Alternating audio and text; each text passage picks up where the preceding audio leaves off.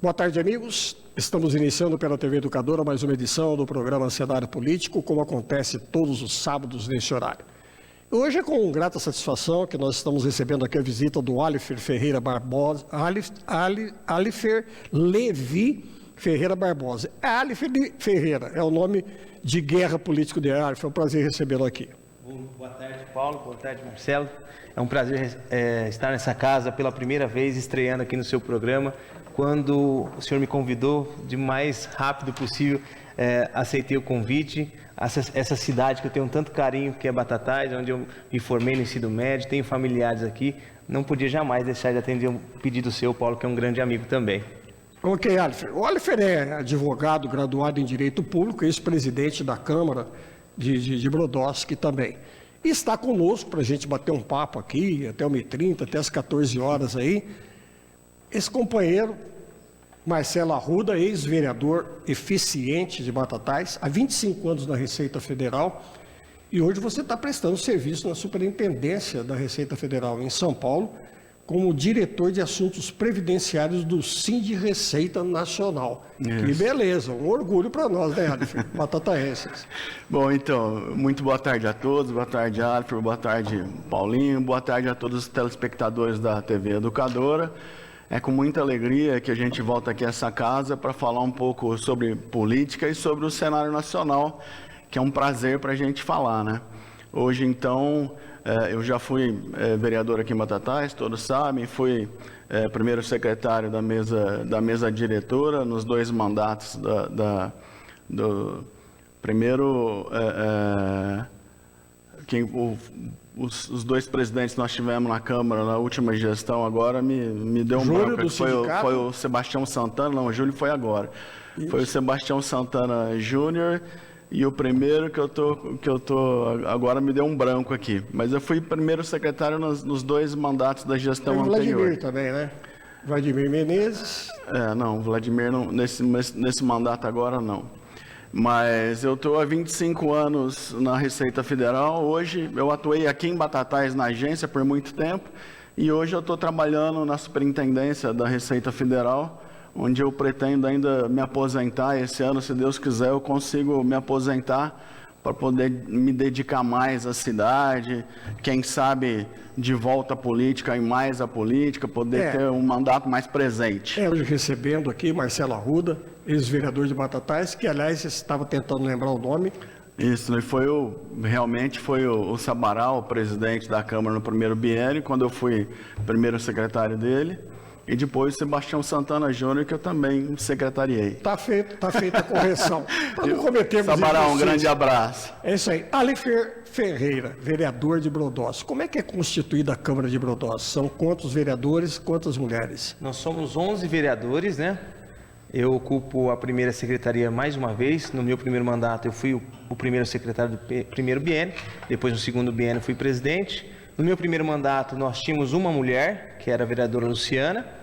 Um grande abraço, Luciana. E nesse mandato nós temos a vereadora Márcia Frata. Uma vereadora só? Uma vereadora. Ela foi a mais votada na última eleição, entre todos, e é a única representante feminina na nossa Câmara. É uma pena. Apesar de ser homem, eu luto muito para que as mulheres participem mais da política. E a Câmara de Brodowski cabia mais mulheres, com certeza. Não resta dúvida. Marcelo, você está num cargo de relevância, de muita importância realmente, como diretor, inclusive, de assuntos previdenciários, né, do Sindreceita Nacional. Gostaria que você falasse um pouquinho dessa sua nova atuação. Então, desde que eu ingressei na Receita Federal, eu já me filiei ao sindicato e eu tenho uma atuação desde 1998 já, venho atuando politicamente, como eu tive muita ligação e proximidade política, eu sempre fiz uma atuação em defesa dos interesses da categoria, da Receita Federal, atuando em temas de interesse nacionais aí, também trabalhando essa questão de articulação política, né, no Congresso Nacional, que é de interesse da categoria, e por isso também a gente acabou enveredando para a questão da política local também, porque a gente conhece como as coisas acontecem, o trâmite das coisas, a gente tem bastante relacionamento e a gente precisa aproveitar tudo isso em favor da nossa cidade também, porque eu sou um apaixonado por Batatais. Perfeito. O Alifer, Eu tenho comentado com os nossos entrevistados aqui que os problemas municipais da administração pública, principalmente a administração pública municipal, onde o cidadão mora, que é o município, que é a célula máter de toda a nação, são semelhantes, são idênticos praticamente, né? E eles só se diferem na proporcionalidade de acordo com o tamanho de cada município. E Brodowski, Batatais, não foge à regra. E na realidade, o que ocorre é que esses grandes problemas dos municípios são exatamente os direitos do cidadão preservados na Constituição Federal. Saúde, educação, habitação, segurança e assim por diante.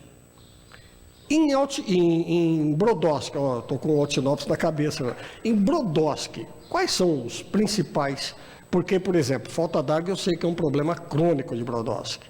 Aliás, está no processo de concessão agora, como é que é? Paulinho, você fazendo a pergunta, eu já fui pensando logo que o primeiro problema crônico e histórico da nossa cidade, infelizmente, é a falta d'água.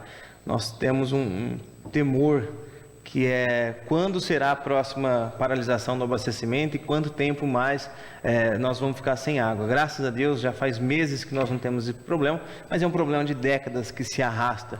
É um problema Chega o período de estiagem, né? que impede o nosso desenvolvimento. Como é que uma empresa vai para Brodowski, dependendo do ramo em que ela exerce as suas funções lá, e não tem água? Esgoto, a mesma coisa. Uma empresa de alimentos indo para Brodowski não tem água. Como é que eu vou atrair, gerar emprego se as empresas têm medo de ir para uma cidade que falta água? Como é que eu vou trazer pessoas para morar na minha cidade e um desenvolvimento se falta água? Então é um terror na nossa cidade. Nós somos matérias quase que mensalmente nas TVs, jornais, mídias da região por conta desse problema.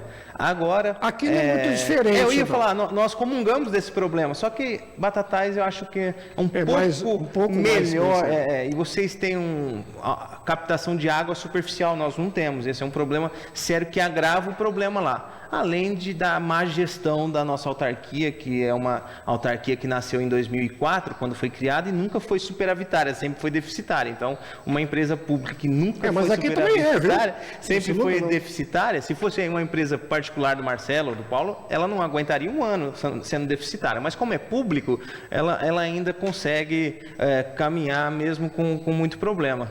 E esse problema parece que vai ser solucionado agora com a concessão de serviço. Só que concessão de serviço público, principalmente dessa magnitude, que é o serviço de água e esgoto, que não é só água, ele é um processo demorado, porque muitas empresas interessadas, uma impugna aqui, uma impugna no Tribunal de Contas, tem uma ação no Tribunal de Justiça de uma das empresas, e a gente não sabe quando isso vai ter um fim. Mas a concessão, muita gente é contra a terceirização de serviço público, mas nesse caso é a única solução que nos sobrou para que coloque fim de uma vez por toda essa história triste da nossa cidade. Mas essa concessão eles vão realmente terceirizar? Na verdade, vai conceder o serviço, né? O objeto que eles escolheram para o processo licitatório é menor preço e melhor técnica, que eu discordo. Eu acho que o objeto, para funcionar, teria que ser a maior outorga.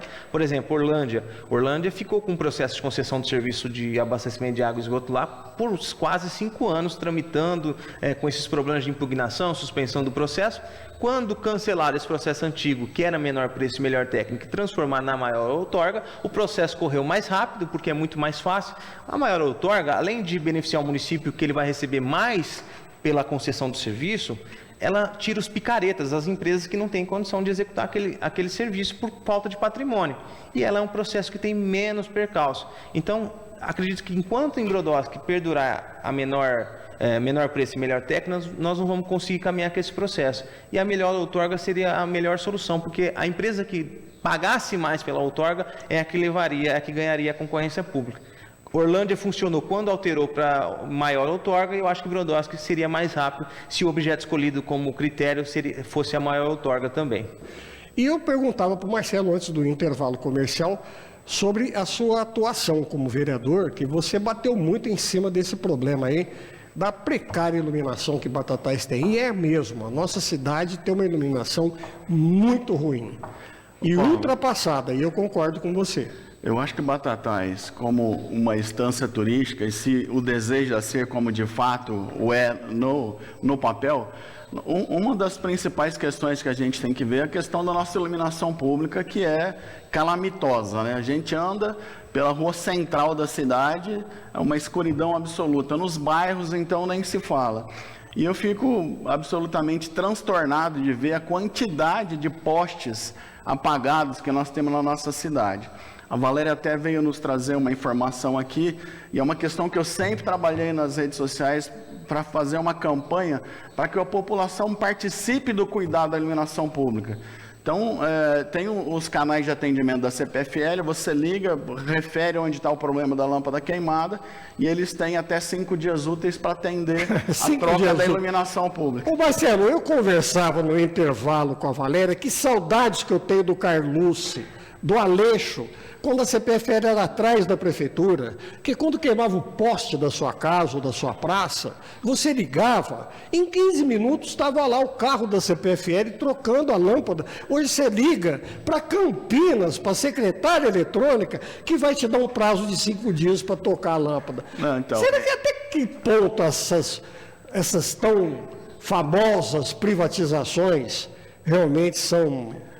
louváveis? A gente, de fato, vê que é uma questão assim que é um atendimento muito distante da necessidade, né? Mas eu digo que o cidadão precisa exercer o seu direito, porque ele tem o direito de ter iluminação pública na porta da sua casa. Se a lâmpada está queimada, liga no CPFL e cobra o cumprimento dessa exigência.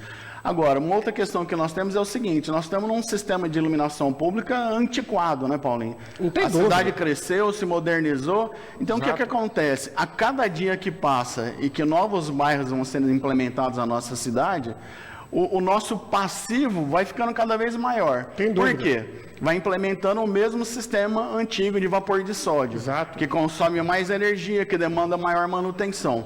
Então, quando eu fui vereador, eu propus ao prefeito da época, então, que encaminhasse um projeto de lei, porque esse projeto de lei precisava ser de iniciativa do Executivo, então eu elaborei o projeto de lei, levei até o prefeito Zé Luiz, o convenci da importância desse projeto, e nós aprovamos um projeto que todo novo empreendimento habitacional na cidade, quando fosse ser entregue e a prefeitura fosse dar o habite, liberar o loteamento, que esse empreendimento já deveria vir incorporado com iluminação pública em LED. Correto. Que é mais econômica, maior durabilidade, tem muito mais eficiência, e isso traz segurança tanto para o pedestre quanto para o trânsito, né? E não é justo, por exemplo, que você vá nos bairros da periferia, você vê uma lâmpada acesa lá que o faixa de luz dela mal alcança o chão. Exato. Quer dizer, que segurança que as pessoas têm.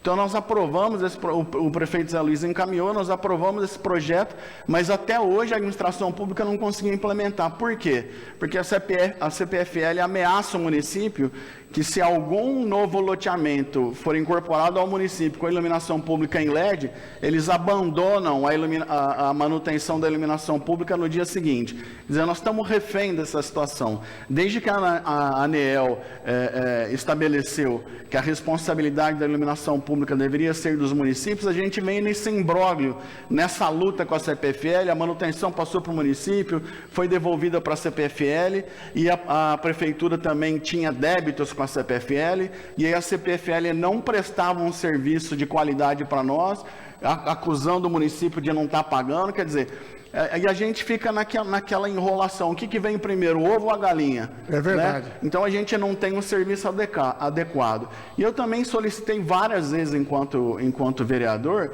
que a administração pública municipal nos mostrasse o contrato da Prefeitura de Batatais com a CPFL.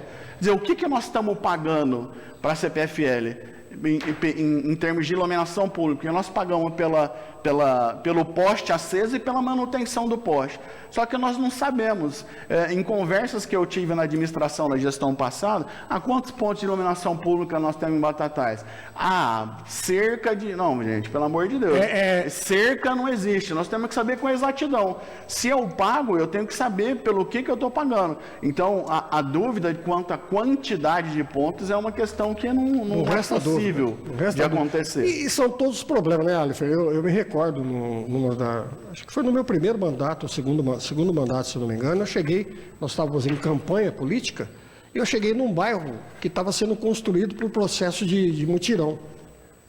Aliás, já tinha sido construído pelo processo de mutirão. Aí, resumindo, chegava na estiagem, cortava água, a família ficava 24 horas, 72 horas sem água. Por quê? Porque não tinha caixa d'água.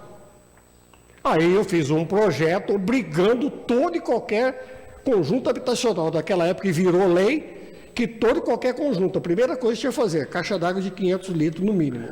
Uma coisa tão óbvia, né, Paulo? Que então, é isso aí que o vereador, o prefeito, ele tem que pensar na cidade para 30, 40, 50 anos, né, por dia de hoje. Em Brodowski, nós estávamos falando sobre o problema de falta d'água. Nós temos um bairro lá que é a Vila Cristal, que é um dos bairros mais antigos da nossa cidade, e que aquela população envelheceu bastante, e que a maioria das casas nesse local não tem caixa d'água. Você imagina o quanto nós sofremos com água, e um bairro que é onde falta mais água, que é a Vila Cristal, com uma população idosa, não tem caixa d'água na maioria das casas. Não tem sentido. Então, assim, é sofrer duas vezes essa população. Exato. Além da idade avançada, porque é um bairro de pessoas mais velhas, um bairro que sofre com a falta d'água e um bairro que não tem caixa d'água nas casas. Então, isso é uma política pública que nós aprovamos também nessa legislatura, e demorou. O senhor falou para mim que foi vereador lá atrás e já tinha essa lei sobre caixa d'água. Os Brodowski foi ter essa lei. Foi nos anos 80 que eu fiz. Nessa legislatura. Ao quanto nós demoramos para perceber esse problema? Porque legislar, o Marcelo está aqui, o senhor também foi vereador,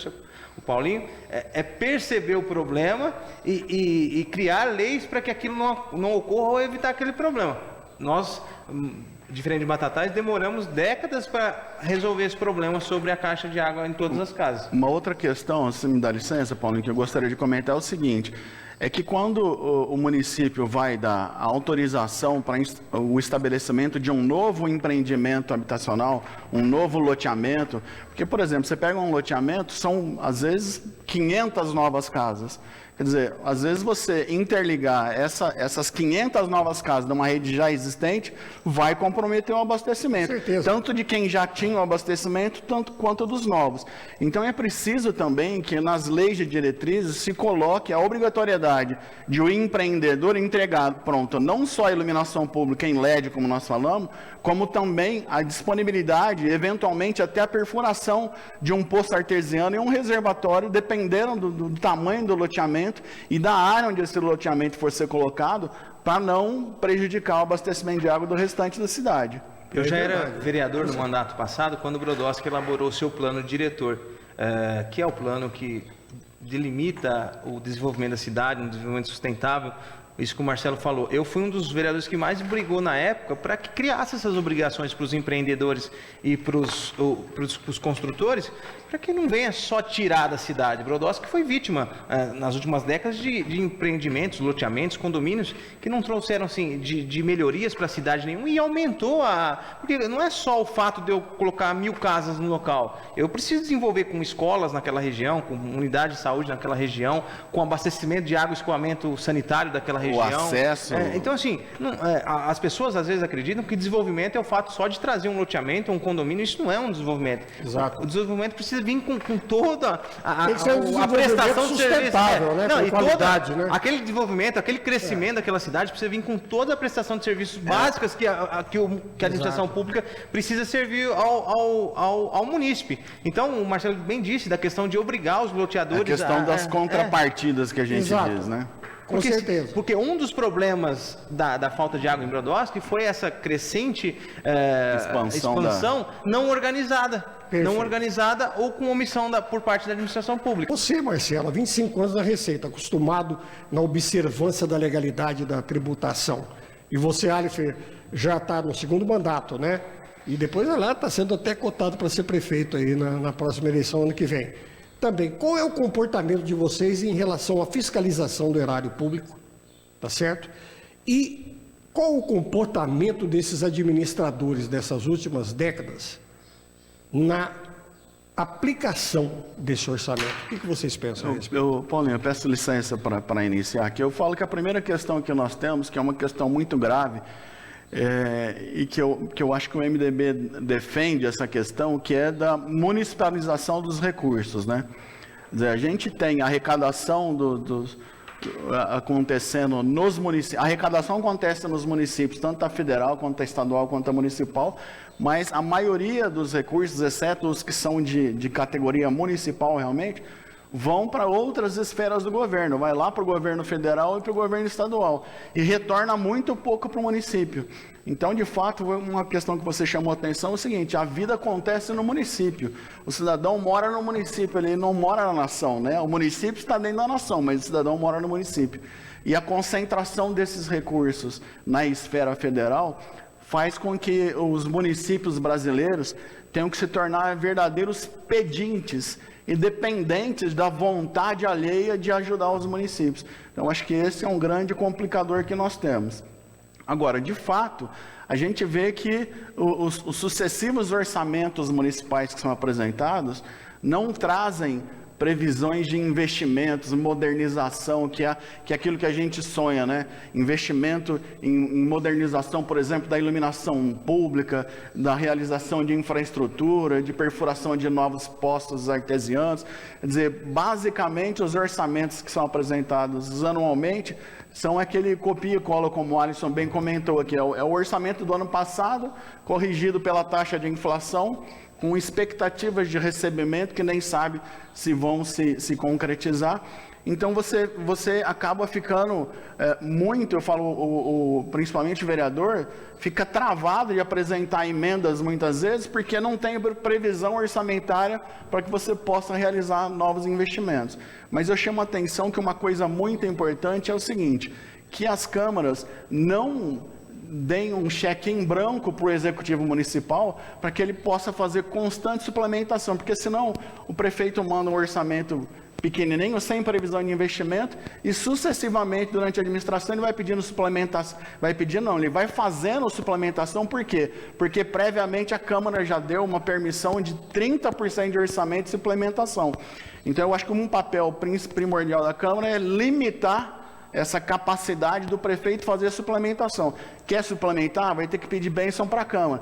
Bênção para a Câmara não no sentido de ter que de ser subserviente à Câmara, mas no sentido de explicar para que vai ser feito aquele investimento e os recursos que vão ser investidos. Perfeito. Alisson, você graduado em Direito Público, você deve dar uma canseira no prefeito, porque agora você é oposição, né? Sim, Como é que é teu olhar, inclusive, na fiscalização? Hoje, Paulinho, com a democratização do acesso, através da lei de acesso à informação, da lei de transparência, o munícipe consegue fazer, ao nosso lado, uma fiscalização rigorosa da execução do orçamento. É verdade. Hoje você entra no portal da transparência de qualquer órgão público, está lá os gastos, as despesas, os contratos, os extratos de contratos.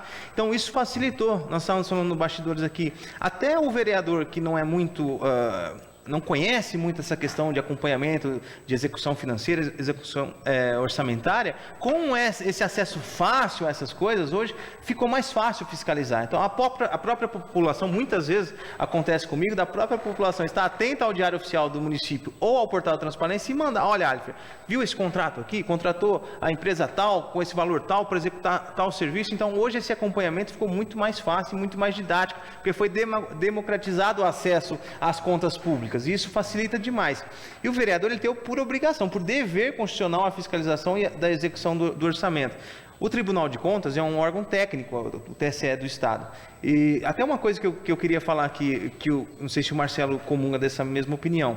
O Tribunal de Contas é um órgão técnico que fiscaliza a execução financeira de determinado ano da gestão municipal. Aí chega para a Câmara, que é um órgão político, um parecer de um órgão técnico, e que um órgão político, muitas vezes sem o conhecimento técnico, vai julgar aquelas contas. Então eu acho que nós precisamos criar mecanismos que morresse o processo lá nesse órgão técnico, porque você pode acontecer anomalias de um processo aprovado pelo TSE São Paulo ser reprovado politicamente, porque a Câmara não é do prefeito, ou o inverso, um processo todo cheio de vícios. E ocorreu aqui em Batatais. Todo cheio de problemas, um processo sair do TCE reprovado por vícios, por atos de improbidade, e a Câmara, um órgão político, julgar aprovadas aquelas contas. Então, acho que é uma dicotomia que atrapalha, porque o órgão técnico, às vezes, tem um posicionamento muito mais cauteloso, de investigar a fundo a execução do orçamento, e o órgão legislativo, como um órgão político, vai julgar algo que ele não tem conhecimento pelo viés que ele tem dentro da casa, de governo ou oposição. por que esses nossos governantes, né, Marcelo? Olha, o Marcelo falou bem da confusão que o vereador faz, o equívoco da maioria dos vereadores, que se transforma em homens assistencialistas e não em legisladores, tá certo? Com a Câmara, eles confundem assistência social com legislação, que não tem nada uma coisa a ver com a outra. E outra, por que os nossos governantes não conseguem governar dentro com as suas próprias pernas, com a sua própria capacidade, o orçamento municipal e ficam realmente reféns do paternalismo político da federação e do Estado? Bom, primeiramente eu queria comentar a questão do assistencialismo e da vereança, né? É muito diferente o papel do assistente social do vereador. E, infelizmente, no país como um todo, se criou essa casta ali do assistencialismo, né? Na verdade, muito se mantém no poder pelo assistencialismo, ao invés de fazer um trabalho político ou legislativo como deveria ser feito. Então, muitas vezes o vereador não tem, por exemplo, um suporte técnico que o ajude na elaboração de projetos de lei, de fiscalização, e fica muito mais na função de assistente social. Então, eu acho que é importante, tanto que a população quanto os próprios candidatos saibam que o papel do vereador é legislar e fiscalizar de fato.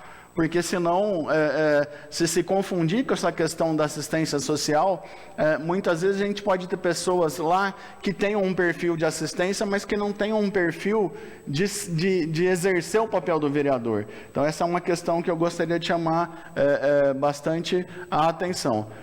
Outra questão que eu digo também é o seguinte, Paulo, essa questão de depender de pedir bênção para os deputados, para os governos e tal, é justamente pela falta de repasse desses recursos das esferas federal e estadual para os municípios. Os municípios ficam com o pires na mão, aí tendo que pedir bênção para os políticos e governantes. É verdade, Adrifer. Eu sempre digo lá na Câmara, para os amigos que eu tenho na vereança, que o nosso eleitor é da maneira que nós criamos esse vínculo com o eleitor. Como eu nunca fui um vereador do assistencialismo, do dar para receber o voto, eu não tenho muito esses problemas, mas eu não fujo dessa realidade que é o pedido da cesta básica, o pedido do gás, o pedido da conta de energia.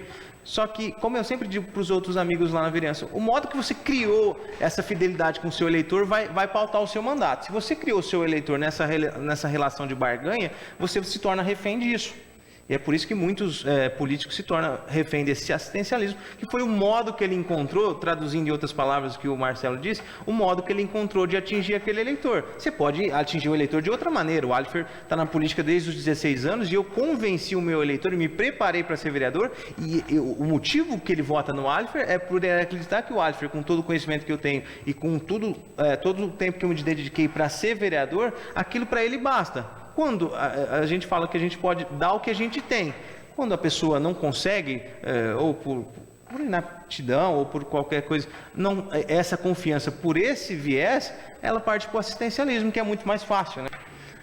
Você que está hoje com cargo na Superintendência da Receita Federal, qual a sua visão em relação, e você também vai falar sobre isso como expert em direito público, dessa previdência, dessa reforma da previdência que foi feita, com a penalização, logo depois de uma pandemia ainda, com a penalização que foi feita durante a pandemia, principalmente aos nossos aposentados. Isso é lá da federação ao Estado. A vergonhosa ação do ex-governador Dória sobre o funcionalismo público do Estado, os aposentados e assim por diante. Eu acho ridículo, porque eles tomam decisões, isso é opinião minha, particular, tá? Minha simples opinião como observador da política. Vamos ser um autodidata da política aí. Você cria um buraco para tapar o outro. Porque eles tiram da Previdência, tiram do aposentado para ir lá socorrer as famílias que estão vulneráveis. Como é que fica? É um desgoverno, isso não é governo, na minha opinião. Então, Paulinho, eu queria começar, inclusive, falando a nível estadual, que foi esse exemplo que você citou aqui, do ex-governador João Dória, que imediatamente após a aprovação da reforma da Previdência no governo federal, ele fez uma rápida reforma previdenciário na Previdência do Estado e começou a cobrar a Previdência complementar, não, a contribuição previdenciária dos servidores aposentados que contribuíram a partir de um salário mínimo. Primeira coisa que é o seguinte, o cidadão já contribuiu durante 35 anos para ter direito à aposentadoria. Ele se aposenta e ele continua a pagar a previdência. Só que nessa situação, a legislação dizia o seguinte, que o cidadão ele só continuaria a pagar previdência depois de aposentado, se o provento dele de aposentadoria fosse maior do que o teto da previdência. Então começava a partir de 7 mil. Assim que foi feita a reforma lá, o Dória fez a reforma no Estado, implementando que a partir de um salário mínimo, um aposentado já deveria pagar contribuição previdenciária. Então você tinha professores do ensino fundamental que ganhavam um salário, a vida inteira, ganhavam um salário absurdamente baixo, que começaram a ter desconto de previdência de R$400 por mês ali, que comprometeu a vida de muitos deles. Exato. Então, os servidores se organizaram, entraram em contato com a Assembleia Legislativa, conseguiram reverter na Assembleia Legislativa, foi promulgada uma nova lei, tirando essa ilegalidade. E o maior agravante, Marcelo, a maioria de todos esses aposentados aí, Alifer, são pessoas que custeavam famílias, principalmente filhos, netos que estão desempregados, que eles mantêm com a sua aposentadoria praticamente uma família. Aí você tira desse aposentado para dar com a desculpa que vai atender as famílias vulneráveis de custo. Eu acho que a questão crucial, Paulo, eu assim, como diretor de assuntos previdenciários, eu tenho estudado muito a questão para tentar socorrer os colegas, né, da Receita Federal no aspecto de se prepararem para a aposentadoria e o que fazer para minimizar os efeitos dessa reforma da Previdência que, do meu ponto de vista, foi nefasto. Por quê? Hoje, o cidadão se aposenta. Se ele vier a falecer, a renda da família dele, de pronto, já cai para 50%. Depois acontece o seguinte, se ele ele tem a viúva, então ele vai ser os 50% da renda que ele tinha, mais 10% da viúva, e mais 10% por dependente até chegar no 100%. Só que à medida que os filhos vão atingindo a maioridade, essa cota que era de cada filho não reverte para o núcleo familiar de volta. Então, o que acontece? Se você pegar, por exemplo, uma pessoa que ficou viúva com 4 filhos, ela vai receber 100% do valor da pensão, que era o benefício do aposentado, só que à medida que os filhos vão atingindo a maioridade, vai reduzindo até chegar num ponto que a viúva vai receber 20% da aposentadoria que o trabalhador deixou para ela. Quer dizer, como é que ela se sustenta e como é que ela sustenta a família, os netos na escola, como é que ela ajuda. Exato. Então, quer dizer, você salva o recurso na Previdência, só que na assistência social você vai fazer uma elevação de despesas que é uma coisa exorbitante. Sem contar a nova indústria de consignados aí, que essas promotoras outra vergonha isso estão fazendo aí em cima dos aposentados, que arrebenta. Olha, Fer, você não acha que diante de tanta essa situação, não estava na hora, já passou na hora de se fazer uma reforma política no Brasil? Um país com 20 partidos, vocês acham que justifica? Tem sentido? Porque a reforma política ela é muito mais importante, eu acho, do que todas as reformas que estão sendo propostas. Eu acho que nós temos que fazer algumas reformas, sim. A política é uma delas e a tributária que está tramitando agora é a segunda mais importante. Os municípios e os estados precisam receber mais recursos. Como dizia há um tempo atrás, menos Brasília, mais Brasil. Eu acho que os recursos financeiros da União têm que ser descentralizados, porque, como disse o Marcelo no começo do programa, é nos municípios que as pessoas vivem, lá estão as demandas mais precárias, lá estão as necessidades mais básicas do cidadão, e esse recurso tem que chegar aqui na ponta da linha, que não acontece hoje. São Paulo, por exemplo, a cada R$10 que São Paulo arrecada, é devolvido só 3. Então, São Paulo precisa de participar demais dessa fatia do orçamento nacional. Sobre a reforma da Previdência, eu estava vendo o Marcelo falar aqui, a gênese dela, quando ela nasceu, era para cortar prioridade... excessos, né? Excessos... principalmente benefícios exorbitantes e tal, e enxugar gastos públicos. Só que, não por culpa de ninguém, a previsão da reforma da Previdência era uma uma economia de 10 bi, não era? Algo assim. E nós, por culpa de ninguém, veio uma pandemia logo depois de uma reforma da Previdência que gastou 10 vezes mais do que a própria reforma da Previdência deixaria de gastar. Então, assim, tirou do coitadinho lá, da Dona Maria, do Sr. João, com a justificativa de economizar em gastos públicos, e aonde tem que cortar mesmo, nas benesses lá, nos privilégios. Na verdade é o seguinte, o que acontece? Quando eles apresentam as contas, inclusive para os deputados, o governo que quis fazer a reforma, ele apresenta os gastos da Previdência, só que é o seguinte, na conta de Previdência está assistência social, todas as aposentadorias rurais de pessoas que nunca contribuíram, os benefícios da LOAS, a pessoa que nunca contribuiu e que atingiu 60 anos, que não tem modo de subsistir, o governo paga um salário mínimo, e é justo isso.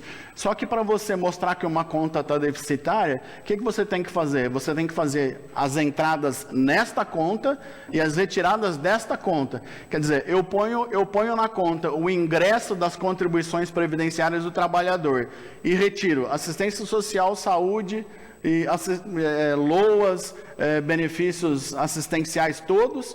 Quer dizer, essa conta nunca vai fechar, porque uma coisa é aposentadoria e previdência, o INSS. A outra coisa são os outros recursos que têm origem nessa conta de previdência, mas que nunca contribuíram para a arrecadação. Então, não tem como você fazer essa conta fechar nunca. E outra, o dinheiro, você poupa o dinheiro na previdência, só que você aumenta na assistência social, na saúde e na educação, porque ninguém tem condições de manter os filhos nas escolas, ninguém tem condição de comprar remédio, ninguém tem condição de ter plano de saúde. Aonde que vai desembocar todo mundo? No SUS, nas escolas públicas, nas farmácias populares. Porque é inviável se fazer política com o dinheiro da Previdência, porque a Previdência é a parte de um todo que é a Seguridade Social, que estão englobadas a assistência social, que é onde só sai, não entra, não tem nenhum tipo não tem nenhum tipo de entrada para bancar LOAS e essas assistências do governo federal, e a saúde. Então, assim, a Previdência é a única parte da Seguridade Social onde há arrecadação. É exatamente isso. A Seguridade Social, ela abrange tudo isso. Então, Previdência é uma das fatias da Seguridade Social. E a única parte que arrecada é a Previdência. Então, só que você vem a arrecadação da Previdência, que é uma. Só que aí você divide com 4 outras áreas que são da Seguridade Social, essa conta nunca vai fechar. E nunca vai fechar por quê? Porque é um investimento obrigatório do Estado e não do trabalhador. Eu perguntava aos nossos 2 convidados de hoje, ao Marcelo Arruda e ao nosso querido vereador Wallifer, da cidade de Brodowski, o que eles pensam a respeito dessa inclusão desses diversos segmentos da nossa sociedade, formando assim um corporativismo dentro do nosso Congresso Nacional e inclusive decidindo não só os projetos como eleições também, porque o nosso Congresso hoje ele é caracterizado não é pelos partidos políticos mais, é pelas bancadas. É bancada ruralista, bancada dos evangélicos, bancada dos professores, bancada do futebol, até bancada da bala. Será que logo nós vamos ter bancada do PCC também lá no Congresso? Eu acho que já tem, viu, Paulinho? A nossa democracia ela é representativa, né? Eu sempre falo que o poder legislativo, diferente do executivo, ele é muito mais representativo, principalmente em cidade pequena. A gente representa aquele bairro, aquela região da cidade, aquele grupo. Eu já vi lá em Brodowski, tem vereadores eleitos pela Igreja Evangélica, vereadores eleitos pela Igreja Católica. O problema é quando você sai da representatividade e vira exclusividade, né? Você só legisla sobre essas pautas. Exato. E isso não é benéfico para o Poder Legislativo, como você disse, da bancada da bala, ruralista. Corporativismo mesmo. Então, assim, a representatividade ela é a base da nossa democracia. Mas quando ela vira exclusividade, você representa aquilo e só pauta o seu trabalho sobre aquilo, vira um problema para o nosso poder legislativo. E tem uma questão muito importante que até o Paulinho comentou no intervalo com a gente aqui, que é o seguinte, está faltando a bancada do povo. Porque hoje são tantos lobbies dentro do Congresso Nacional e na Assembleia Legislativa do Estado, que é muito diferente das câmaras, né? As câmaras não têm esse perfil, mas na Assembleia Legislativa do Estado e na Câmara dos Deputados, realmente são lobbies. Você pouco ouve falar do interesse público, Exatamente. interesse social. Então, Exatamente. quem abre a boca para falar de questões sociais lá, periga ser linchado lá dentro, ou é colocado como discurseiro, né? Que a pessoa está ali só querendo fazer discurso político. E, na verdade, a gente precisa ter quem atue em defesa dos interesses dos menos favorecidos, da Exatamente. população em geral. E esses grupos que você citou, percebendo essa questão de representatividade, eles investem no aumento dessa representatividade. Não tem Você dúvida. nunca viu tanto grupos investindo em candidatos para aumentar essa representatividade. Como lá dentro do Congresso isso vira poder de barganha. Então, quanto mais representantes eu fizer daquele grupo religioso, político, social, mais força dentro de uma Câmara, de um Congresso, de uma Assembleia Legislativa eu tenho para negociar melhorias para o meu grupo, né? E aí a gente vê que o interesse público fica sempre prejudicado. A gente observa que o interesse público, quando eu digo público, é da sociedade em geral, é relevado a um segundo patamar, onde depois dos nossos interesses nós vamos ver o interesse coletivo. Qual é a serventia dessas CPIs que estão sendo formadas aí, na opinião de vocês? Elas são justificáveis? Você acha que está realmente mais... Porque agora a CPI do Movimento Sem Terra, com a reforma agrária sendo... Eu participei de uma CPI. Aí CPI do 8 de janeiro. Enfim, você não acha que é muita CPI só para palanque? Eu Realmente, participei porque de a uma grande CPI. maioria deles vão ser candidatos a Isso. prefeito das suas capitais, etc. e tudo mais. ao ano E que a vem. CPI, bem utilizada, o Marcelo está aqui, foi vereador, ela serve de um mecanismo muito eficiente De fiscalização. Porque a CPI ela não nasce do nada. Você instaura uma CPI para investigar algo que nenhum outro poder que deveria fiscalizar está fiscalizando. Muito difícil você vai fiscalizar algo que o Ministério Público já está fiscalizando ou que há inquérito policial. A CPI é um assunto, tem um objeto determinado em que ninguém se debruçou sobre aquilo e o Poder Legislativo se interessa e quer debruçar sobre aquilo. Não, e ela é um instrumento jurídico que permite a esse grupo fazer outras formas de convocação que o simples vereador ou o parlamento Quanto à não tem condição. formação, Não, a nesse ideia, a formação de se montar a problema CPI, de tudo, Paulo. de se fiscalizar, de realmente apurar, louvável. Eu não estou falando nesse... O problema é a desvirtualização que da a finalidade. CPI Tira o virou um foco. instrumento de palanque, de porque política, você vê né? os jornais nacionais, aí quando tem uma CPI, esquece todas as outras pautas Assume do país. um protagonismo totalmente adverso Eu estou sempre daquilo em que a Brasília, fala quando foi vai se falar algo de CPI ou algo assim, formam lá no Salão Verde, na Câmara, vários deputados lá, todos papagaios de pirata, para aparecer no Jornal Nacional, que estão investigando, que estão denunciando, que estão fazendo pedido do impeachment do presidente e tal. Então, assim, totalmente desvirtualizado, mas a CPI, quando ela é bem feita, é porque hoje se faz CPI para levar do nada a lugar nenhum. Na verdade, o Paulo está se referindo justamente a essa CPI desvirtuada, né? Totalmente. Porque, na verdade, a gente vê que hoje elas estão sendo utilizadas como instrumento de pressão contra o governo. Por quê? Você faz uma CPI, você muitas vezes desmobiliza o plenário da Câmara para votações importantes, enquanto as questões concentradas na CPI, que estão tendo discussões ali, que são alheias aos interesses da população e do governo. Então, na verdade, é a desvirtuação da CPI que tem trazido problemas. E, atualmente, elas vêm sendo utilizadas exclusivamente com essa finalidade. Não é chegar a lugar nenhum, é causar desgaste ao governo, ao presidente que está lá, não é saber quem financiou os atos do 8 de E janeiro, aumentar o poder de barganha dos membros da CPI. Eu perguntava a ambos, antes do nosso intervalo comercial, se vocês acham que realmente essa polarização que aconteceu nas eleições para presidente, governador, elas serão transportadas para o município. Vocês acreditam que o cidadão aqui do município ele já aprendeu a desassociar e a não ser levado pelo passionalismo, pela paixão dos embates políticos que ocorrem nas eleições gerais? Paulo, eu vou te dizer o seguinte, eu já senti essa polarização nas últimas eleições municipais. É mesmo? Eu já senti que havia uma polarização crescente naquele momento e, nós passamos já pelo ápice da polarização Eu espero que o ano que vem, quando a gente vai passar por eleições municipais, que essa polarização já esteja mais arrefecida, mais, vamos dizer assim, esfriada, mais tranquila, pacificada, para que a gente passe a agir com inteligência e não agir com o estômago ou como o fígado, como dizem, né? Porque eu acho que a importância é a gente pensar nas causas usando a inteligência, o raciocínio, o interesse público, e não questões menores que são disputa de poder político.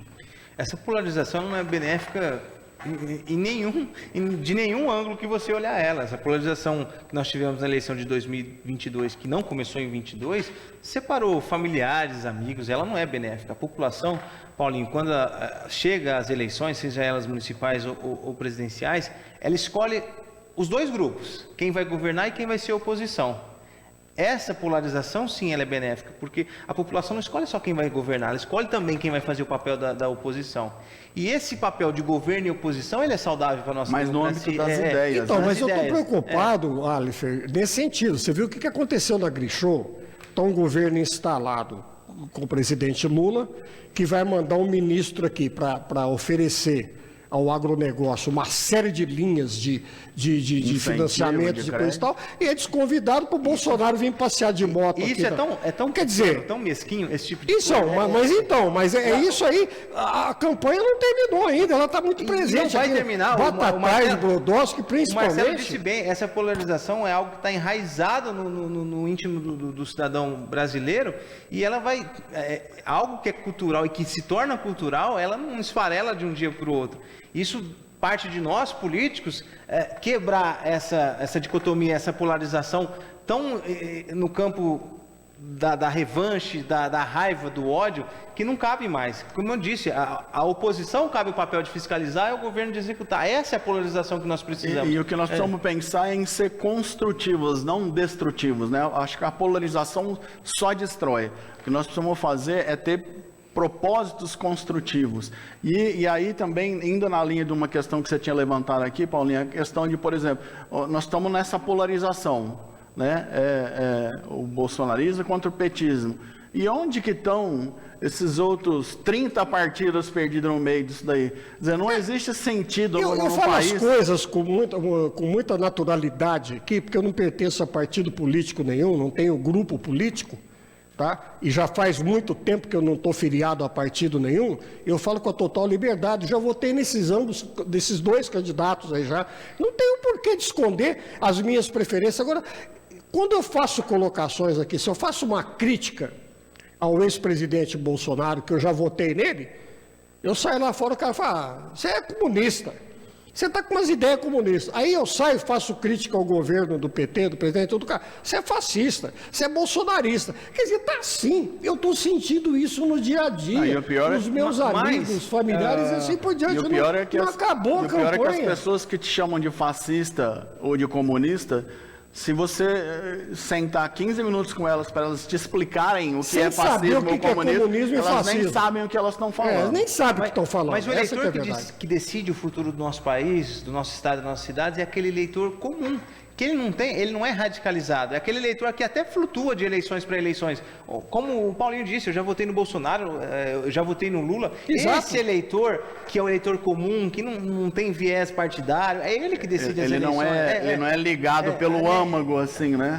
Principalmente pela economia. Nós vemos o principal fator de uma eleição, tirando essa que nós tivemos uma pandemia que foi assunto prioritário na discussão da última eleição, mas a economia baseia muito o eleitor. Esse eleitor não quer saber se o presidente está lá veste vermelho, se o presidente está lá veste azul. Quer saber se ele vai poder comer melhor, se cuidar. Ainda a grande parte do eleitor que decide o futuro do nosso país é o eleitor comum. Só que os nossos problemas nunca vêm dos moderados, vêm dos radicais. A sua colocação me convidou a uma reflexão aqui que eu tenho feito a todos os nossos convidados e gostaria de ouvir de ambos também. Até que ponto vocês acreditam que esses nossos governantes, vamos falar das últimas décadas do Brasil, não vou falar do Bolsonaro, do Lula, da Dilma, do Fernando Henrique, não, vamos falar de muito tempo para cá, e vai da federação ao município, aos nossos governadores e prefeitos.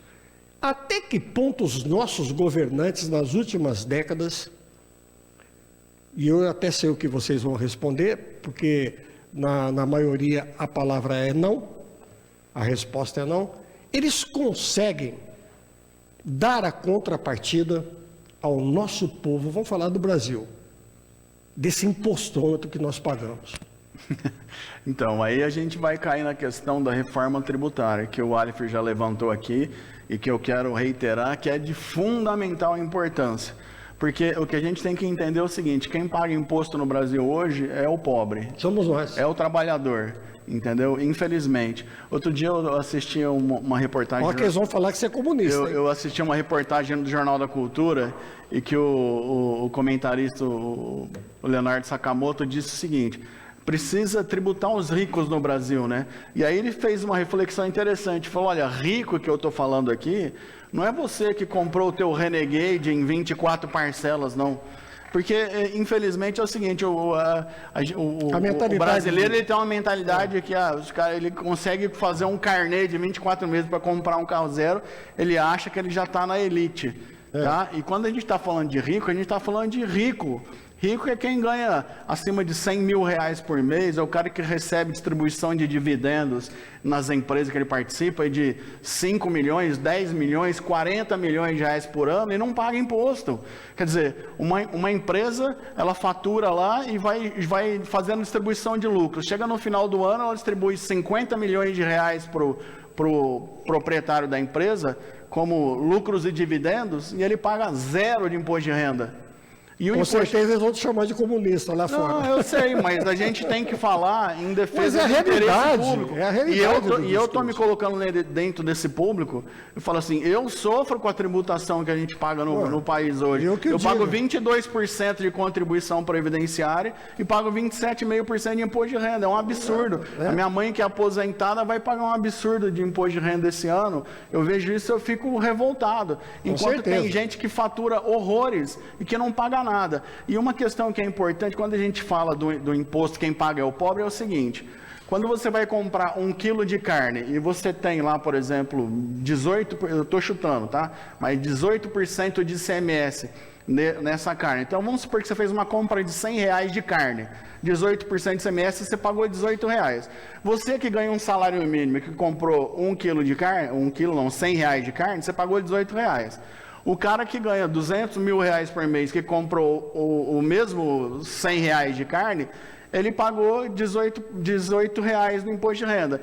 Para quem que esses 18 reais faz mais diferença? Porque ganha o salário mínimo ou para o cara que ganha 100 mil reais por mês? Verdade. Então, esta é a forma de demonstrar que a mesma alíquota aplicada para todos, ela é injusta. A alíquota tem que variar em função da capacidade de tributação do indivíduo. E aí, Alifer?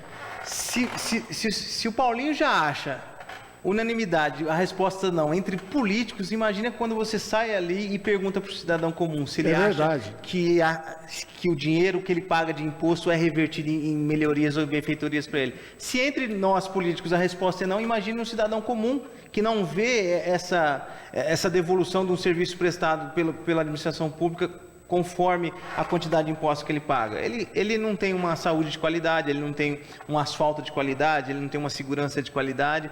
Então, por isso que o descrédito na classe política aumenta muito, porque você imagina lá em 2018, vamos voltar, a gente estava falando dessa polarização entre lulismo, petismo e bolsonarismo, quantas pessoas que estavam, que a gente, na classe política, a gente conversa muito com as pessoas, é meu último voto para presidente, se o Bolsonaro não funcionar, não voto mais para ninguém. Quantas pessoas se decepcionaram com o Bolsonaro? Porque o Bolsonaro ganhou, decepcionou mais do que agradou, por isso que ele não foi reeleito, muitas pessoas já não querem mais escolher ninguém para presidente. Agora o Lula voltou como a esperança de uma grande parte da população, depositaram confiança nele e o Lula também vai desapontar mais do que agradar, porque o nosso sistema é assim.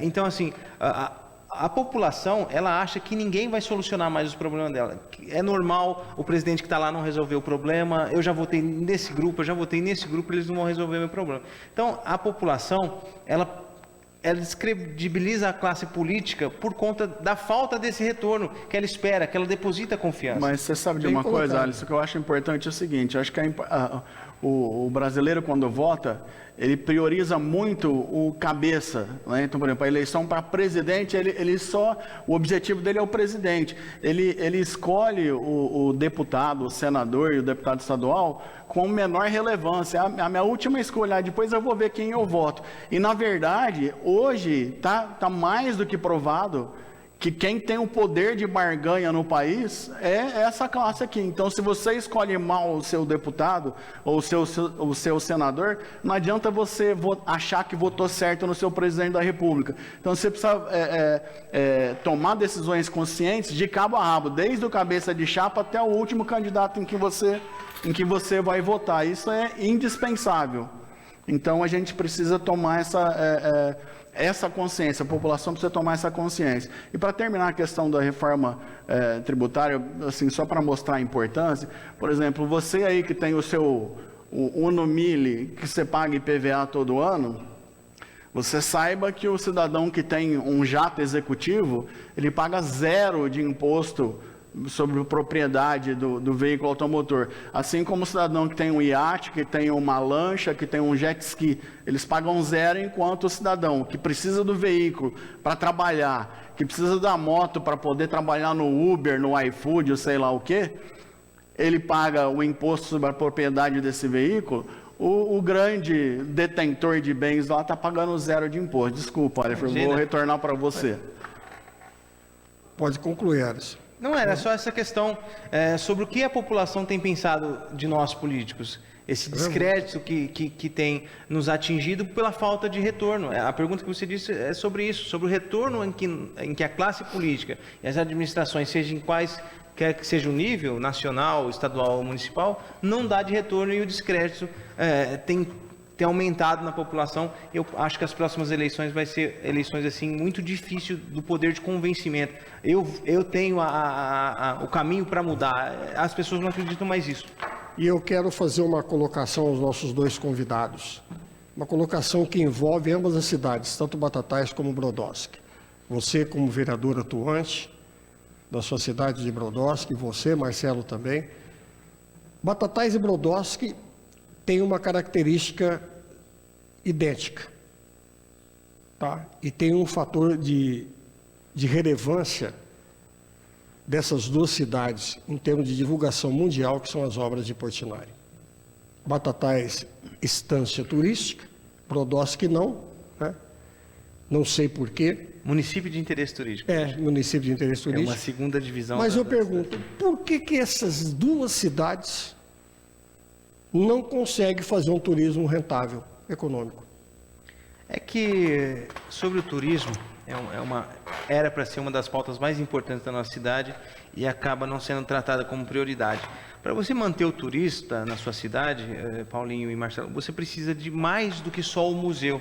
Você precisa criar outros pontos dentro de uma cidade para você segurar o turista. Senão, nós estamos entre Ribeirão e Franca. A família, você vai sair com a sua família num domingo para visitar o Museu de Portinari, acaba visitando o museu, você não vai almoçar em Brodowski, ou você vai voltar para casa ou vai para Ribeirão no shopping, terminar o passeio. Então, eu acho que nessa questão, principalmente de Portinari, Brodowski e Batatais poderiam criar parcerias mais fortes para aumentar os locais de visitação, os pontos turísticos entre essas duas cidades. É isso.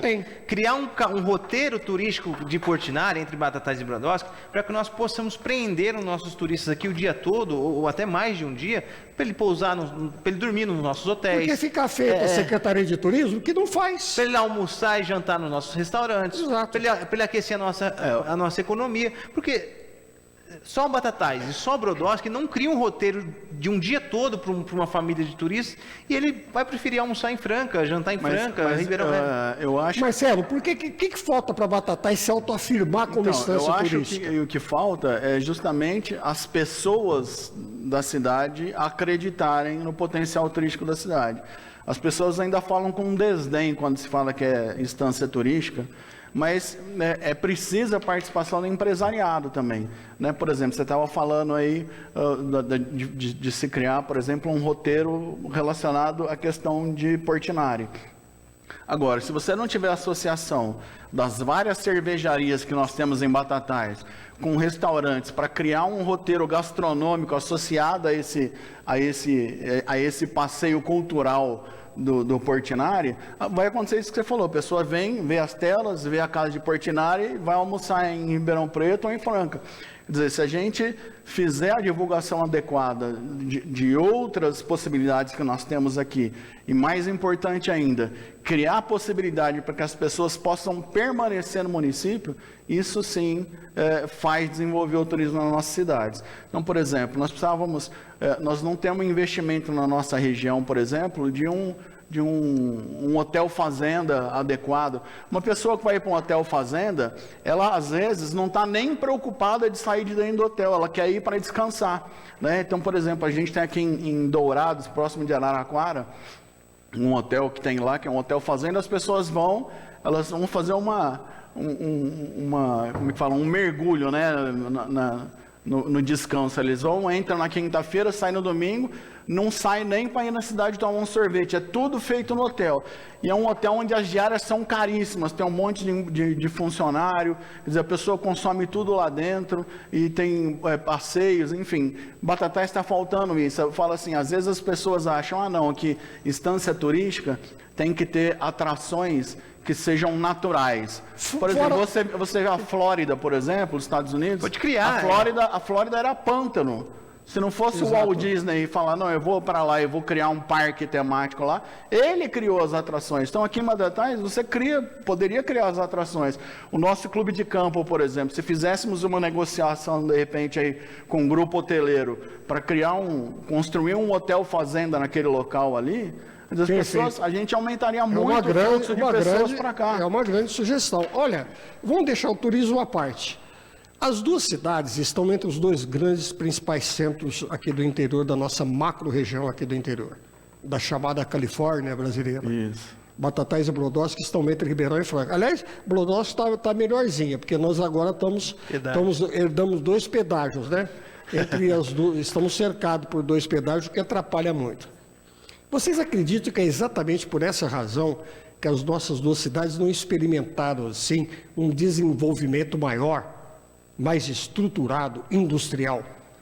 E comercialmente falando também, e porque o próprio pedágio agora atrapalha um pouco também. Brodowski ainda está mais ou menos, porque abriu ali um distrito ali e trouxe algumas fábricas aí interessantes ali nos últimos tempos, mas Batatais não. Sobre essa questão, eu não comparo Brodowski a Batatais pela questão dos pedágios, da localização, da logística de Batatais.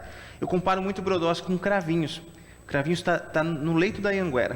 Que assim, você está numa rodovia estadual como Brodowski, que está na Cândido Portinari, você tem toda a logística perfeita para você desenvolver, para trazer empresas. Você vê como Cravinhos consegue isso. Cravinhos hoje tem um polo empresarial dá inveja a qualquer cidade do estado de São Paulo. E quando você tem essa visão de trazer empresas para o seu município, vai cair naquela questão de você ter menos gasto com assistência social, porque a pessoa que trabalha numa empresa não precisa da cesta básica social, menos gasto em educação, porque o seu filho vai para uma escola particular, você tem condição de colocar ele, menos gasto em saúde, que a sua empresa vai te dar um convênio médico. Então, essa visão de desenvolvimento eu comparo muito com Cravinhos, porque, infelizmente, Batatais, ela teve que se autodesenvolver, que é diferente de Brodowski. A nossa proximidade com Ribeirão, às vezes, atrapalha o nosso desenvolvimento. Essa facilidade de estar em Ribeirão a 10 minutos, a 15 minutos, ela atrapalha. Talvez os pedágios em Batatais tenha fortalecido muito mais a economia de Batatais do que atrapalhado. Mas vocês não acham que um pouco de criatividade e de iniciativa, pelo seguinte, Batatais está próximo de Franca, né? Mais do que Brodowski. Nós não temos um prestador das fábricas de calçado de Franca. Um dia eu discuti com a prefeita de então, Darcy Vera, que ela colocou uma série de outdoor nas estradas, venha conversar com a prefeitura, coloque a sua empresa aqui. Eu falei, Darcy, eu acho que você tinha que se preocupar em vender serviços, porque você é a grande fornecedora de faculdade, de shoppings, de tudo, de roupa, de alimentação, de tudo para a nossa região. Deixa Batatais, Jardinópolis, Brodowski crescer industrialmente, porque eles vão vir comprar aqui de você, tá certo? Essa que é a questão, porque Ribeirão Preto não tinha o viés industrial, deixa as outras cidades crescer, e nós não temos condição de ser prestadores de serviço desses dois grandes centros Eu acho que, Batatais, os industriais e fatores comerciais. externos atrapalham mais do que os internos, que é diferente de Brodowski. Os fatores internos de Brodowski atrapalham, porque logicamente, Brodowski é muito parecida com Cravinhos, e Cravinhos está há anos-luz em desenvolvimento, principalmente industrial, de Brodowski. Batatais, a questão do pedágio, os fatores externos seguraram muito o desenvolvimento de Batatais. Brodowski não. As gestões com um olhar totalmente desfocado... É de mentalidade, de você mentalidade, acredita? isso é o que eu sempre falo. É a mentalidade do gestor que está lá, que proporciona um desenvolvimento maior ou menor da cidade. Mas eu também acho muito importante, você comentou essa questão da Darcy, né? Por exemplo, Batatais nunca se esforçou para vender fora de Batatais. Eu acho que nós precisamos nos esforçar para sermos conhecidos. Nós temos que falar que aqui nós temos estação de tratamento de esgoto, nós temos que falar que aqui nós temos o Águita perfurando mais poços de poços artesianos na cidade, que não vai faltar água. Nós temos que falar que nós estamos com o distrito industrial agora finalmente sendo implementada agora a iluminação pública. Se Deus quiser, no próximo ano esse distrito vai estar liberado para a construção de obras, etc. e tal. Quer dizer, nós temos que vender. Nós estamos com a Cândido Portinari passando aqui por fora, nós não temos um outdoor falando nada sobre Batatais. Se a pessoa que passa de Franca para Ribeirão Preto, aqui por Batatais, pela Cândido Portinari, se ela não tiver o cuidado de olhar nas placas, ela não vai nem saber que Batatais está aqui. Porque hoje a Cândido Portinari está passando por fora da cidade. Eu não conheço bem Brodowski, mas você acredita que a nossa cidade, Batatais, ela sofre por um conservadorismo refratário, que impede realmente o sentimento conservador, tanto dos políticos como da classe empresarial, industrial, porque não tem sentido uma cidade tão boa, com a qualidade de vida, bem ou mal, nós temos, e Brodowski também tem, em relação ao restante de tantas regiões do país aí, e o porquê das nossas cidades eu acho que desenvolver. Esse conceito já existiu muito no passado, acho que hoje é bastante diferente. Uma outra coisa que eu acho importante também e relevante é a gente conhecer melhor Batatais. A gente mesmo conhece pouco os produtos que nós temos aqui. Meu pai sempre dizia que Batatais, tudo que você precisasse, você encontrava na cidade, em termos de funileiro, em termos de inox, em termos de qualquer coisa que você precisar, de eletrônico, de tudo. Mas as pessoas não sabem disso, nós precisamos vender a nossa cidade para fora. Isso daí eu acho que é um aspecto primordial. Nós somos ruins de marketing mesmo. Isso, nós vamos fazer um marketing. Eu digo, só para você ter uma ideia, quando foi construída a Cândido Portinari, passando por fora de Batatais, as forças políticas na época tinham que ter trabalhado para que a gente tivesse um trevo de acesso ali nessa alça externa da Cândido Portinari que interligasse uma avenida que chegasse até a 9 de julho da nossa cidade. Então seria o trevo de Batatais. Batatais hoje nós não temos uma entrada, né? Você tá vindo para Franca, você tem o desvio para Altinópolis. Você tá indo para Franca, você tem um desvio para entrar em Batatais. Então, eu acho que faltou um pouco de autoestima e da gente valorizar mais o que a gente tem, acreditar mais na nossa cidade. Bom, eu não posso, nós estamos chegando ao final do programa praticamente, eu não posso deixar de vocês irem embora sem falar um pouquinho aí do futuro político de ambos. Você, Arifer, está sendo aí realmente considerado um dos grandes nomes para pleitear a prefeitura de Brodowski nas próximas eleições. Caso ocorra e caso aconteça a sua eleição para prefeito, o que você priorizaria na sua cidade? Paulinho, no campo da oposição, no qual eu me encontro hoje, eu acho que para o meu discurso não ser vazio, para não cair na demagogia, eu preciso, durante as críticas que eu faço ao atual governo municipal, apresentar propostas e a maneira de concretizá-las, senão o meu discurso ficaria vazio. Por isso que eu coloco meu nome à disposição da população para ser um pré-candidato a prefeito, senão o discurso na oposição seria aquela oposição por oposição, sem ser construtivo e nada. É por isso que coloco, porque no campo da oposição cabe a nós o dever de fiscalizar quem está no governo e apresentar propostas e ideias diferentes, é por isso que eu me coloco. Em relação às prioridades, eu acho assim, a nossa cidade tem muitos problemas e que não é difícil resolver. É por isso que eu tenho essa vontade e esse estímulo de ser prefeito da minha cidade, porque não é difícil resolver. Quando a gente chega lá na política, cru, sem conhecer o sistema, a gente acha que é tudo difícil, que não tem dinheiro. Quando você conhece o orçamento do município, você vê um município do tamanho de Brodowski com um orçamento de 115 milhões de reais anuais, você tem dinheiro para fazer e priorizar as pessoas. Nós estamos com déficit habitacional lá desde 2004, sem construção de conjuntos habitacionais, de casas populares, e as pessoas cobram muito sobre isso. A questão da água, eu não sei se a gente termina esse processo de concessão agora, mas se não terminar, é preciso que o próximo gestor do município ponha fim a essa história triste de décadas do problema de abastecimento de água, para que a gente possa voltar a falar em trazer empresas, trazer desenvolvimento, senão nem começa a conversa sobre desenvolvimento se você não dá um mínimo para o empresário que se interessa pela sua cidade. Como eu disse, para trazer empresas você precisa de N fatores. O primeiro é o interesse de trazer as empresas. Você não pode ficar dentro do seu gabinete achando que os empresários vão bater lá e se interessar pela sua cidade, porque ela é bonita, porque ela tem Portinari. Você precisa ir atrás dos empresários. Correto. Fornecendo um distrito industrial com infraestrutura, um escoamento de produção como nós temos a Cândido Portinari, ligação com o sul de Minas. Nós estamos aqui num paraíso de logística, de distribuição de venda, de distribuição de produtos. Brodowski tem tudo para ser uma cidade modelo, uma cidade com uma saúde de qualidade. Nós não queremos nada de primeiro mundo, mas o que o cidadão, na sua pergunta, sinta que pelo menos parte daquele recurso que ele paga de imposto está sendo devolvido para ele, que as escolas tenham um máximo de aprendizado de qualidade, um sistema de ensino bom. Brodowski já foi entre os 10 primeiros do estado em índice de educação. Hoje nós estamos péssimos na questão da educação, e educação é a base de qualquer município, de qualquer nação é educação. Se nós estamos criando crianças e jovens de uma maneira deficitária na infância, na educação básica, nós vamos ter cidadãos sem um curso superior, sem capacitação para o mercado de trabalho. Então, priorizar as pessoas, eu tornar as pessoas da minha cidade melhores. Eu não preciso tornar a minha cidade melhor. Tornando as pessoas da minha cidade melhor, eu vou tornar a minha cidade melhor consequentemente. Bom raciocínio. Marcelo, falta 1 ano e meio aí, praticamente, para finalizar aí a gestão do Júnior Gaspar. O que você acha que o governo de Batatais precisa realmente focar nesse último ano e meio aí de gestão?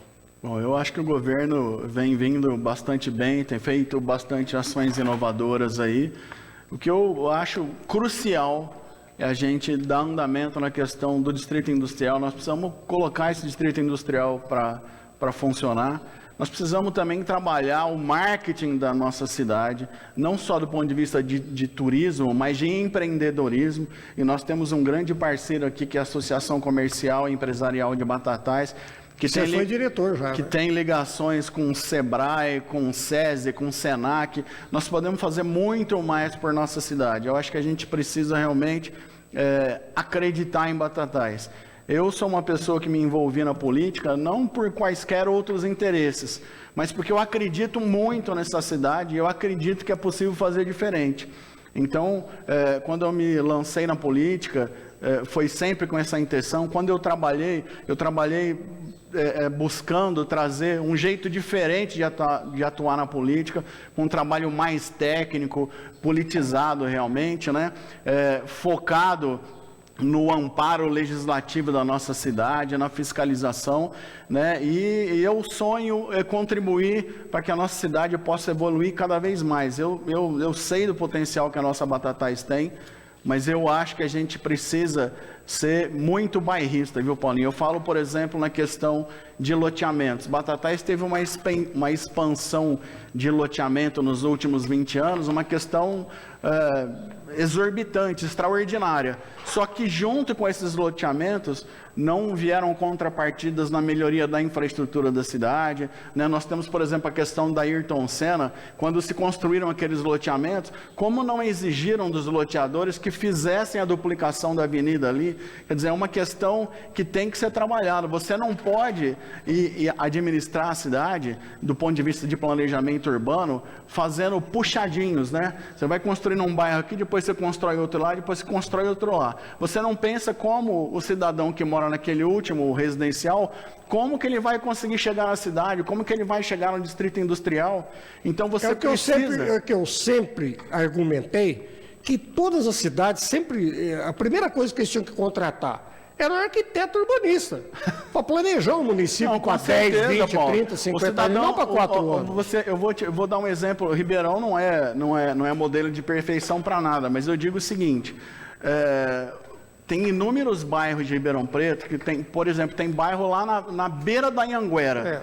Só que condomínios fechados, bairros, etc e tal. Só que o cidadão saindo daquele bairro, ele já cai numa avenida. Para ele chegar no centro de Ribeirão Preto é 15 minutos. Exato. Em Batatais não, você tem que ir passando por dentro de bairros, parando em todas as esquinas. Às vezes é uma viagem para você sair de um lugar para chegar no outro lugar. Então eu acho o seguinte, nós temos que amar mais a nossa cidade e nós temos que cuidar da nossa cidade como se fosse a nossa casa. A nossa casa a gente quer que tenha o maior conforto, a melhor comodidade, que seja bonita, que seja aprazível. A gente tem que desejar o mesmo para a nossa cidade. Nossas cidades centenárias foram mal planejadas no passado. Oliver, nós chegamos ao final do programa. Eu gostei muito de conversar com ambos. Vocês são jovens, está com gás aí. Eu faço votos que você seja bem sucedido aí nessas suas novas empreitadas aí. E pode ter certeza que você será convidado mais vezes para participar do programa Cenário Político, Paulinho. dentro da sua disponibilidade. Prazer estar aqui, aceitar seu convite. Obrigado, Marcelo, pelo bom debate que fizemos aqui hoje. Eu agradecer a todos os batataenses e pessoas da nossa região que estão nos assistindo até agora, 2 horas de programa, um programa muito bom. Já deixo aceito os próximos convites, é um prazer. Aceito os convites que você fizer, volto aqui com o maior prazer. E agradecer também à casa aqui, à TV Educadora, por me receber tão bem. Um abraço a todos aí, um bom sábado e um ótimo domingo. Marcelo, parabéns aí pelo trabalho que você vem desenvolvendo, que você continue aí, seja bem sucedido nessa nova empreitada. E nós precisamos realmente de você aqui no futuro aí dentro da nossa política, viu? Paulo, eu agradeço muito pela oportunidade de participar aqui. Eu quero parabenizá-lo pelo programa, porque não são quaisquer cidades que têm um cenário como esse, onde é possível discutir política com seriedade, com vontade, trazer temas relevantes que são do interesse da população e também dão oportunidade àqueles que exercem a atividade política de prestar serviço à população, de prestar uma satisfação e falar daquilo que pensa, daquilo que acredita e expor os seus pensamentos para que essa população possa ou não demonstrar sua confiança nessas pessoas que participam do cenário político local. Então eu agradeço muito, agradeço a você, telespectador, que pacientemente acompanhou essas 2 horas de programa. Quero agradecer ao Alif aqui pela participação, eu não o conhecia pessoalmente, foi uma grata satisfação, e desejar que a gente possa ter mais bons políticos, bem preparados, bem objetivados, cientes daquela atuação que ele precisa fazer e com o preparo, eu insisto no preparo, adequado para exercer as funções com a competência que elas merecem ser exercidas para o bem e para o desenvolvimento da nossa cidade e da nossa população. Eu agradeço a todos e quero mandar um grande abraço. Nós temos conseguido, através do cenário político, alcançar os nossos objetivos, que era exatamente fazer o intercâmbio entre vereadores, prefeitos, deputados e políticos de toda a nossa região, através aqui do cenário político, e estamos conseguindo. Porque todos os sábados, semanalmente, a gente tem trazido os mais diversos vereadores, prefeitos e representantes, gestores públicos aqui para a nossa bancada, para conversarmos os assuntos políticos, sejam nacionais, regionais, na verdade, estaduais e locais também. Eu só acrescentar uma informação, gente, da importância e da relevância da isenção política que existe nesse programa. Nós não estamos aqui para discutir partido política, matizes políticas ou ideológicas. Nós estamos aqui para discutir ideias e o que é a política no desenvolvimento das ideias em prol da população e do desenvolvimento da nossa cidade, que é a finalidade última do político e que deveria ser.